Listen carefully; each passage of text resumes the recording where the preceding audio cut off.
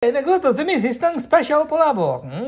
Lagyan ng calamansi. Yummy, yummy in my tummy. Sarap niyan. Calamansi. Tapos, lagyan ng sahog. Maraming sahog. Sarap. Yun, oh. Tama na yan. Sarap niyan. Calamansi. Yan ang dekorasyon. Itlog. Lagyan ng gulay. At lagyan ng malupitang chicharon. Chicharon kayo dyan. Chicharon. Ano tayo? Yun. Chicharon yan. Yummy, yummy in my tummy. At ang malupit na sahog. You know. Boom. Wala sinabi ang susis. Kainin natin.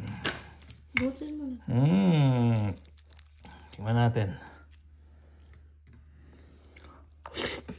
My God, panalo.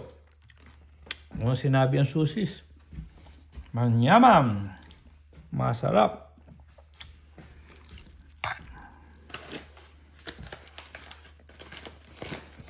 Sarap.